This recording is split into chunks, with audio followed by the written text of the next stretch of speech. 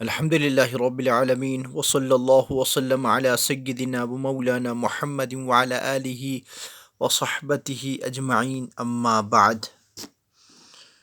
معزز و مکرم سامعین کرام، جو سلسلہ ہم نے چند ماہ پہلے شروع کیا تھا، اب وہی سلسلہ ہم پھر سے شروع کرنے جا رہے ہیں۔ امید کہ آپ حضرات کو ہمارا یہ سلسلہ جو آج کا داعی کل کا قائد اس عنوان سے چھٹی قسط چل رہی ہے، آپ کو اپنی شخصیت کے اظہار کے لیے چند چیزوں کو چھوڑ دینا ہوگا اور چند چیزوں کو اپنانا ہوگا۔ جن چیزوں کو چھوڑنا ہوگا وہ درج ذیل ہے: شک کی کیفیت، یہ آپ کے ارادے کو کمزور کرتی ہیں۔ ہم اپنے دوست احباب پر، اپنے کارندوں پر شک کی سوئی کو گھومنے نہ دیں، بلکہ اپنے آپ کو ان پر ایسے اعتماد ظاہر کرائے جو ان کے جذبات کو پروان چڑھائے، نہ کہ ان کے جذبات کو پست اور کھوکھلا کر دے۔ یہ چیز ایک قائد کے لیے بہتر ہے۔ غیر ضروری تفکرات یہ منفی انداز فکری کی طرف لے جاتے ہیں، اس کے باعث شخصیت زوال پذیر ہوتی ہیں کہ ہم غیر ضروری فکروں کو چھوڑ دیں کہ کام ہوگا کہ نہیں ہوگا، بس اللہ کی ذات پر بھروسہ کرتے ہوئے آگے چلتے رہیں۔ تو اس سے شخصیت میں ایک لازوال صلاحیت پیدا ہوگی اور آپ کو آگے بڑھنے کی ایک امنگ پیدا ہوگی، اور طرح طرح کی بیماریاں پیدا ہوتی ہیں۔ انسان اپنے آپ کو ملامت کرنے لگتا ہے۔ جو حالات و واقعات اور امور آپ کے اختیار سے باہر ہو، ان کی فکر تو بالکل چھوڑ دے۔ جتنا اپنے بس کا ہے اتنا کر لے، جتنی کی ہم کوششیں کر سکتے ہیں، جتنی ہم فکر کر سکتے ہیں، جتنے کے لیے ہم جد و جہد کر سکتے ہیں، اتنی جد و جہد بالکل کر لے اور آگے کا اللہ بھروسہ چھوڑ دے۔ یہ کامیاب انسان کی نشانی ہے۔ خوف یہ نہ ترقی کرنے دیتا ہے اور نہ ہی تیاری کرنے دیتا ہے۔ خدا کی ذات پر مکمل بھروسہ رکھے کہ جب سامنے والے پر کام سونپ دیا تو پھر کسی طرح کے خوف و خطر دل میں نہ رکھے۔ انہیں ڈبا دیں گا، انہیں کریں گا کہ نہیں کریں گا، یہ تمام چیزیں اللہ کی ذات پر چھوڑ دے کہ اللہ بہتر سے بہتر کرنے والے ہیں۔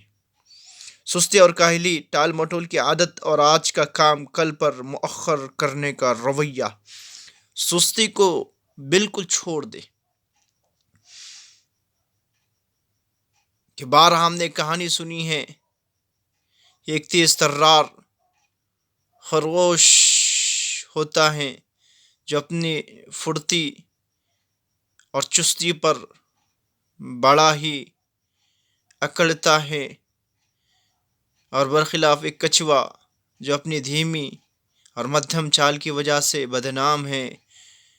لیکن جب کوئی شخص سستی کو بالائے طاق رکھ کر اپنے آپ کو میدان کی طرف کوشاں کر دے اور میدان کے لیے تیار کر لے تو کوئی چیز اس کے لیے مشکل نہیں۔ خرگوش یہ سمجھتا ہے کہ میں اپنے پھرتی سے میدان مار لوں گا، وہ کچھ دیر چلتا ہے اور کچھ دیر کے لیے رک جاتا ہے اور اپنے خیالی پکوان بنانا شروع کرتا ہے کہ کچھوا آئے گا، اس کے آئے تک میں اپنی منزل چند منٹوں میں پوری کر لوں گا۔ لیکن وہ اپنی خیالی پکوان بناتا ہے، اپنی خیالی دکان چلاتا ہے، لیکن یہ کچھوا جو برابر اپنی مدھم چال سے سستی کو بالائے طاق رکھ کر آگے کی طرف بڑھتا ہے، تو ایک وقت آتا ہے کہ کچھوا جیت جاتا ہے اور تیز ترار خرگوش ہار جاتا ہے۔ اس لیے ہم سستے اور کاہلی کو بالکل پیٹ پیچھے ڈال دیں اور ٹال مٹول کرنے کی عادت کو چھوڑنے کی کوشش کریں. یہ آج ہمارے اندر بہت ہی بری عادت ہو چکی ہے کہ ہم کسی چیز میں انٹرسٹ نہیں لیتے، کہ اسے ٹال مٹول کرتے رہتے ہیں کہ ہاں ہوگا، کر لیں گے، ہمارے سوا کون کرنے والا. اسے چھوڑ دیں، کیونکہ آج کا دور کمپٹیشن کا دور ہے. جن چیزوں کو اپنانا ہوگا وہ یہ ہیں: یقین. تمام امور، سرگرمیوں اور شخصیت کا مرکزی نقطہ یہی ہے کہ جس پر جو کام کرنے کا ارادہ کیا ہے کہ اللہ کے ذات پر بھروسہ کرتے ہوئے اس پر یقین کر لے کہ میں کر ہی رہوں گا. اسی یقین کو مستحکم کرنے کی کوشش کیجیے. اعتماد. جو کچھ آپ کو آتا ہے اور جو کچھ آپ کے پاس ہے اور جو کچھ آپ آئندہ استعمال کر سکتے ہیں، ان چیزوں کے بارے میں پورے اعتماد رہیں کہ بھروسہ بہت بڑی چیز ہے. جو اپنوں کو آتا ہے اس پر اعتماد کریں، اور جو کچھ اپنے پاس ہے اس پر بھی اعتماد کرتے رہیں، اور جو کچھ آپ آئندہ استعمال کر سکتے ہیں ان چیزوں کے بارے میں پورے اعتماد رہیں اور اس اعتماد کو بڑھانے کی کوشش کریں. ہمت. آگے بڑھنے اور ترقی کرنے کا جذبہ اور حالات کا مقابلہ کرنے کا عزم پیدا کیجیے. اپنے درجہ ذیل ذاتی خوبیوں کو بڑھانے کی کوشش کیجیے. نمبر 1. رویہ. ایک دوسرے کے ساتھ ویوہار کیسے کرتے آپ، آپ کا سوبھاؤ کیسا ہے، آپ کا برتاؤ کیسا ہے، یہ بہت بڑی چیز ہے. پچ. نمبر 2. نمبر 3. مشاہدہ.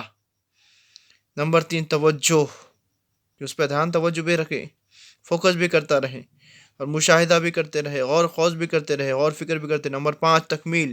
اس کے جب تک مکمل نہ ہو، کمپلیٹ نہ ہو، اس پر سے نگاہ نہ ہٹائے. نمبر 6. تعمیری اور تخلیقی خیالات، کہ مجھے یہ کرنا ہے اور میں انشاءاللہ یہ کر لوں گا، اور مجھے اپنے اندر انقلاب پیدا کرنا ہے اور تعمیری اور تخلیقی خیالات بھی پیدا کرنے ہیں. یہ پیدا کب ہوں گے؟ جب ہم وقت اور حالات کا گہرائی سے مطالعہ اور اسٹڈی کریں گے.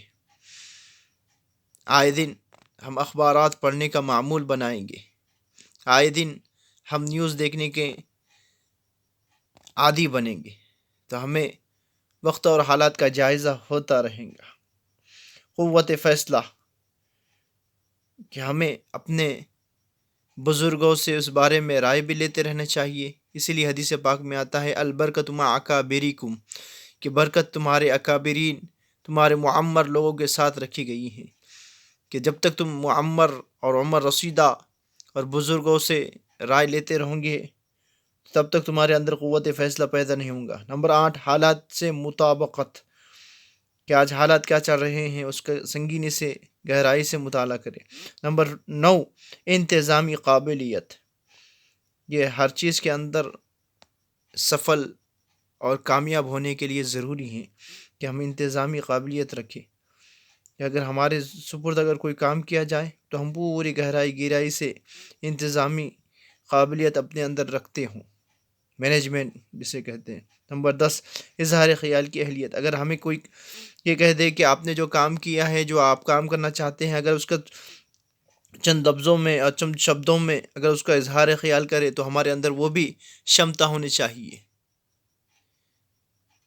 اسی لیے عربی کا ایک شاعر کہتا ہے ان من البیان لسحرہ، کہ بعض مواعظ اور بیان انسان کے اندر انقلاب پیدا کرنے کے لیے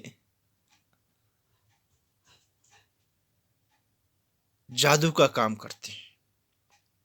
اس لیے بولنے کی صلاحیت بھی انسان کے اندر ہونی چاہیے، اس کی پریکٹس کرے. وَإِذَا تَقَرَّ فِي الْقَلْبِ، جب کوئی بات کہی جاتی ہے وہ تو دل پر اثر کرتی ہے. نمبر 11. علم، یہ بہت اہم ہے. اسی لیے عربی کا ایک مقولہ ہے ان الیتیم لیس الیتیم،